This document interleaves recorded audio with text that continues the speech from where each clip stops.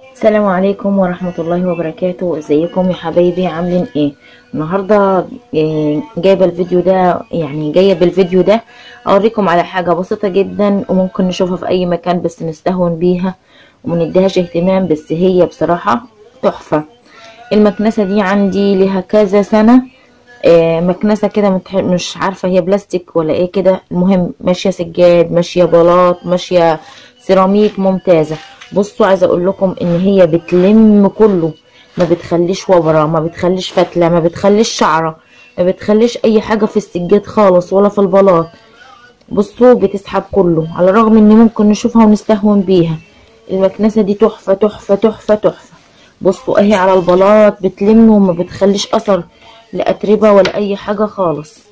انا كنت بس حابة اقول لكم إيه اللي لاقيها يا جماعة يجيبها. ماشية سجاد، ماشية بلاط، ماشية سيراميك، ماشية حصر، ماشية في السجاد الفرو، جميلة جدا جدا جدا بجد.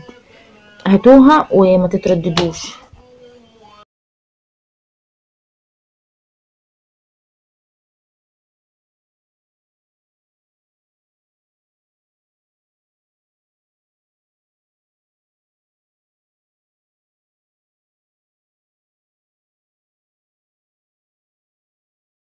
وهنا يا حبايبي خلصت من اوضه البنات وكنست السجاده بالمكنسه اللي وريتها لكم، وكنست البلاط اللي في الارض. بصوا بتنضف جامد جدا، وكمان يا ما تنضفيها وتنفضيها كويس وتنفضي بيها فرش السرير زي الدفايات كده، بيبقى لازق فيها شعر او وبره او حاجه كده، بتطلع معاكي بمنتهى السهوله. خلصت الاوضه خالص وشلت السجاده وكنست برضو البلاط بيها.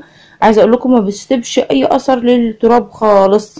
وهنا لميت السجاد اللي كان في الارض عند اوضه الولاد. هكنسها والم الورق. بصوا طبعا عشان الولاد والمذاكره وكده، شايفين الفرح اللي انا فيه، هكنسه والمه بالجاروف واطوقها بالمساعة بجرد المسح، واكمل كنس بيها. هي المكنسه دي اللي بقول لكم عليها. بصوا المكنسة دي جميلة جدا جميلة جدا. بصوا رهيبة، بتخليش اثر لا اتربة. بصوا التراب الناعم بتسحبه خالص خالص، بتنضف، ما بتخليش اي حاجة في الارض.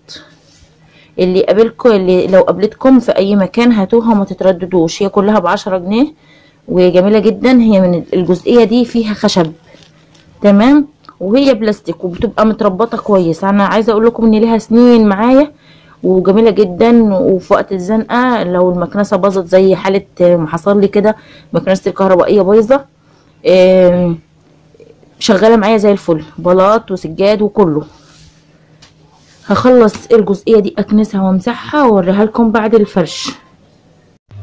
وهنا برضو يا حبايبي بوريكم. بصوا في الحصيرة بتجيب من تحت الانتريه، وبتجيب اي حاجة مستخبية، حتى الترابة الناعمة خالص اللي بتبقى ما بين الخيوط بتاعت المكنسة بتطلعها وبتجيبها.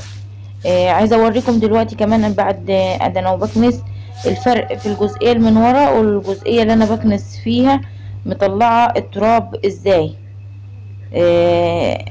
بجد بجد بتطلع كل الاتربه وكل اي فتله او اي حاجه. بصوا الفرق في الحصيره هي ومكنوسه، والفرق ان هي مطلعه منها الترابه الناعمه ازاي. فيعني جميله جدا، وهاتوها ومش هتندموا. برضو بعد ما شلت الحصيره ونضفت تحتها وشلت من تحتها التراب، ان طبعا عارفين ان دي في مدخل الشقه واللي داخل واللي طالع، فبتعمل اتربه كتير جامد جدا عندي الجزئيه بتاعت قدام باب الشقه. فانا بقول لكم يعني المكنسه دي بصراحه رهيبه رهيبه رهيبه.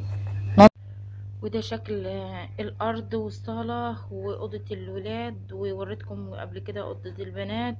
نضفتها كويس قوي كله، شلت السجاد وشلت الحصر ونضفت تحته بالمكنسه الجميله دي.